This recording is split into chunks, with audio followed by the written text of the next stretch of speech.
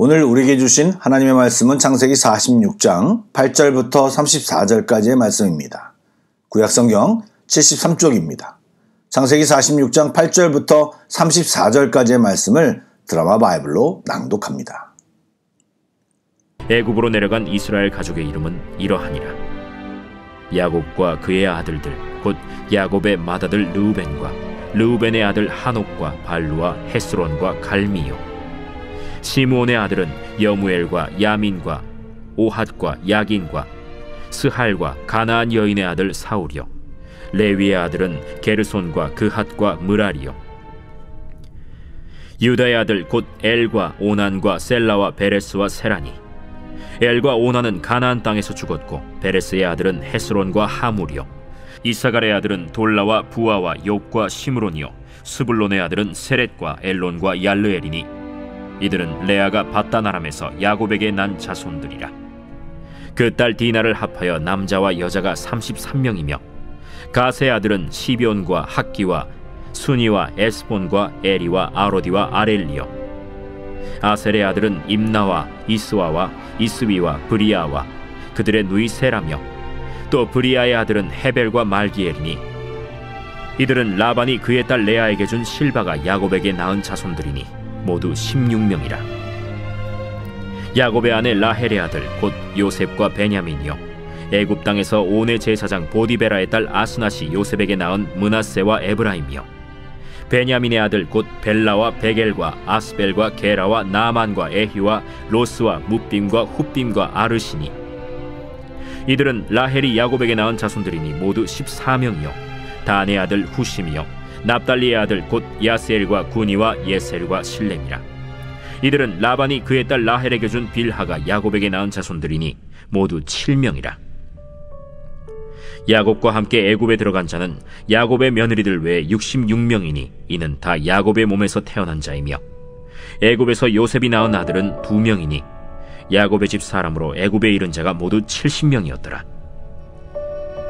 야곱이 유다를 요셉에게 미리 보내어 자기를 고센으로 인도하게 하고 다 고센 땅에 이르니 요셉이 그의 수레를 갖추고 고센으로 올라가서 그의 아버지 이스라엘을 맞으며 그에게 보이고 그의 목을 어긋맞춰 안고 얼마 동안 울매 이스라엘이 요셉에게 이르되 내가 지금까지 살아있고 내가 내 얼굴을 보았으니 지금 죽어도 죽어도.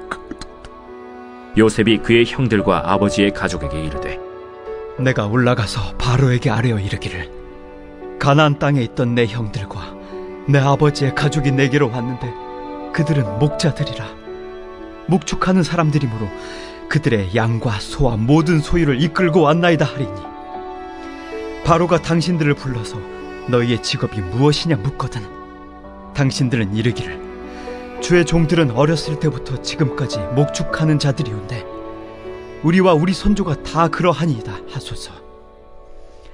애굽 사람은 다 목축을 가증히 여기나니 당신들이 고센 땅에 살게 되리이다.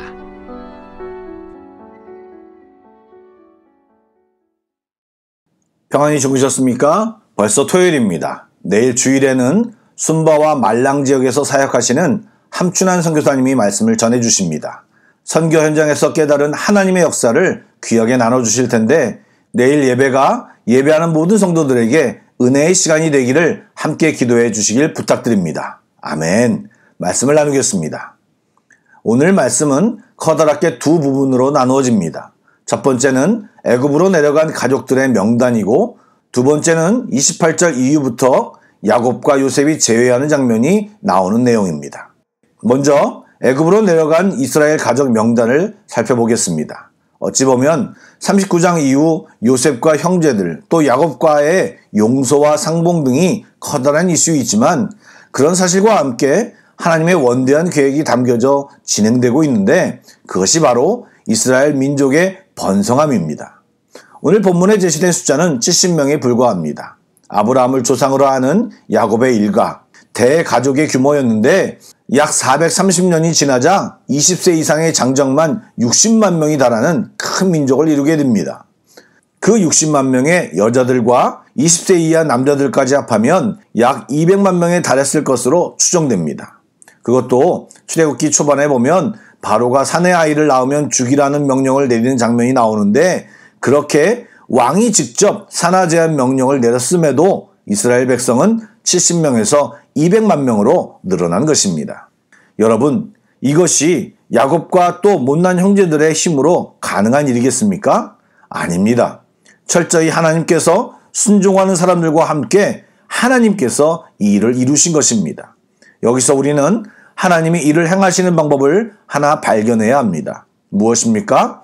하나님께서는 어떤 일을 행하실 때 꼭 그 일에 대하여 하나님의 백성들에게 먼저 말씀하시고 또 약속하신 뒤에 일을 행하십니다. 이것은 지금도 우리들에게도 똑같이 적용됩니다. 또 주의 약속의 말씀을 믿고 순종하는 자에게만 정확히 하나님의 일하심과 그 결과를 보고 깨닫게 하십니다. 바라기는 우리 모두가 하나님의 말씀을 듣고 순종하여 하나님의 일하심과 그 결과를 보는 자들이 되길 축복합니다. 아멘. 한마디로 애굽으로 내려간 야곱의 12 아들들과 그 자녀들은 하나님의 약속 성취의 씨앗이 되었습니다. 하나님은 그들 한 사람 한 사람을 기억하시고 성경에 기록하셨습니다. 우리는 야곱과 그 아내와 형제들 이름 정도만 눈에 익지만 나머지는 들어보지 못한 이름들입니다. 여러분, 우리는 기억도 잘 못하는 작은 자라고 할지라도 하나님께서는 그 작은 자를 한 사람 한 사람 기억하시고 생명책에 그 이름을 기록하시고 하나님 나라를 세우는 일에 사용하십니다. 또 우리 눈에는 그냥 백성의 수를 늘리는 것일지 모르겠지만 그것은 이 땅에 하나님 나라를 만드시기 위해 나라를 구성할 백성들을 준비하고 계신 것입니다. 이제 야곱과 요셉이 제외하는 장면이 나오는데 잘 살펴보면 그 과정에서 다른 사람이 아니라 유다의 이름이 또 툭 하고 튀어나옵니다. 그는 애굽 총리에게 베냐민을 억류하면 안 된다고 설득했고 이후에는 야곱이 애굽으로 내려올 때 먼저 와서 요셉에게 알렸습니다. 유다는 과거 요셉을 애굽에 파는 일을 주도하면서 야곱과 에서가 헤어지는 원인을 제공했는데 이제는 나뉘어진 사이를 연결하고 공동체와 연합하는 일에 애를 쓰고 있는 모습을 우리는 발견합니다. 여러분, 우리도 이 유다 같은 사람이 되어야 합니다. 파괴되고 엉망이 된 상황을 해결하고 이어주고 원만하게 회복시키는 일을 인내를 가지고 감당해야 합니다. 또한 좀 더 확대하면 생명회복, 자연회복까지 생각하여 요즘 이슈가 되는 지구 살리기, 생태계 살리기, 쓰레기 버리지 말기 등 하나님이 주신 모든 것을 원래대로 되돌리고 회복하는 일에 우리 모두가 적극적으로 참여해야 합니다. 요셉은 가족이 애굽으로 이주해 오자 상봉의 기쁨을 나누고 난 뒤에 가족들에게 중요한 당부를 합니다. 무엇입니까? 분명히 요셉의 가족이 애굽으로 이주했음이 바로에게 전달될 것이고 바로가 불러 대화를 나눌 텐데 그때 어떻게 대답해야 할지를 준비시킵니다. 요셉은 가족의 가업이 대대로 목축이고 가족 모두가 목자들이라는 것과 양과 소를 비롯한 모든 소유를 애굽으로 이끌고 왔음을 말하게 합니다. 요셉이 목축을 강조한 이유는 애굽 사람들은 목축을 가증히 여기기 때문에 아무리 요셉의 가족이라고 할지라도 섞여 살기를 원하지 않을 것이고 자연스럽게 요셉이 계획했던 대로 요셉의 가족들은 고센 땅에 거주하게 되리라는 이유였습니다. 요셉은 야곱과 가족을 초대할 때부터 고센 땅을 염두에 두었고 이미 언급했습니다. 무슨 말입니까? 요셉이 고민하고 자신의 가문을 향한 하나님의 뜻과 계획을 헤아리며 결정한 곳이 고센 땅이었습니다. 여기에 무슨 이유가 따로 있을까요? 예, 이유가 있습니다. 고센 땅은 애굽의 중심부에서 어느 정도 떨어져 있는 곳이기에 애굽의 문화에 영향을 덜 받을 수 있고 더욱이 그 장소는 목축하기에 적당한 땅이었기에 그곳을 생각한 것입니다. 어성경을 공부하신 분들은 기억하실지 모르겠지만 하나님은 섞이는 것을 싫어하십니다. 애굽에 있을지언정 그들의 우상 문화와 사고방식에 물들지 않고 하나님을 믿는 믿음으로 바로 서기를 바랬기에 고센 땅에 머물도록 요셉이 신경을 쓴 것입니다. 사랑하는 여러분, 하나님이 주신 말씀을 우리는 잘 공부해야 합니다. 그리고 그것은 우리들을 영육간에 자라게 할 것입니다. 예, 하나님의 말씀을 기억하고 그 말씀을 붙잡고 살아가야 합니다. 말씀 속에 있는 하나님의 지혜를 깨닫고 하나님의 계획, 생명을 살리고 연합하고 약한 자를 도와주고 세상의 문화를 선도해 나가는 하나님의 일꾼이 되어야 합니다. 기억하십시오. 세상을 따라가는 자가 아니라 세상을 선도하고 가르치는 자로 서야 합니다. 바라기는 우리 모두가 그런 사명을 잘 감당하는 귀한 성도들이 다 되시길 주님의 이름으로 축복합니다. 아멘. 기도하겠습니다. 사랑의 주님, 우리가 가지고 누리는 모든 것들이 여호와께로부터 비롯됨을 선포합니다. 세상 것에 의지하지 않고 오직 주님만 의지하게 하여 주옵소서. 눈에 보이는 것에 마음을 빼앗기지 않게 하여 주시고 눈에 보이지 않지만 신실하신 주님을 꼭 붙들고 살아가게 하여 주옵소서. 주님, 지혜를 주시옵소서. 세상의 지혜를 누르고 이길 수 있는 주님의 지혜를 우리 모두에게 허락하여 주옵소서.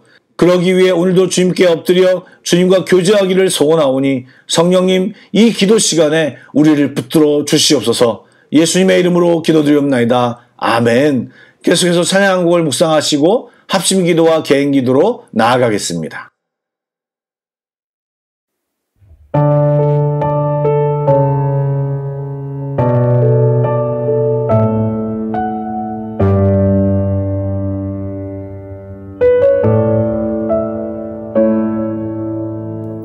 주의 손 날 붙드시네. 영원한 피난처 되시네. 깊어진 한숨 속에도 변함없이 우리를 일으키시네. 주네 아버지, 크신 팔로 날 덮으시네. 주는 내 큰 능력, 변함없이 우리를 일으키시네.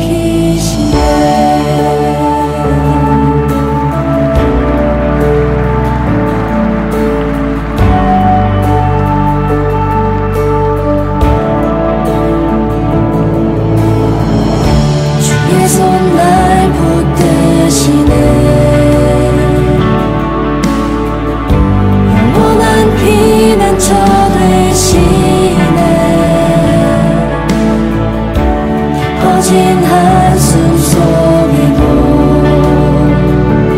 변함없이 우리를 일으키시네. 주네 아버지, 크신 팔로 날 덮으시네. 주는 내 큰 능력,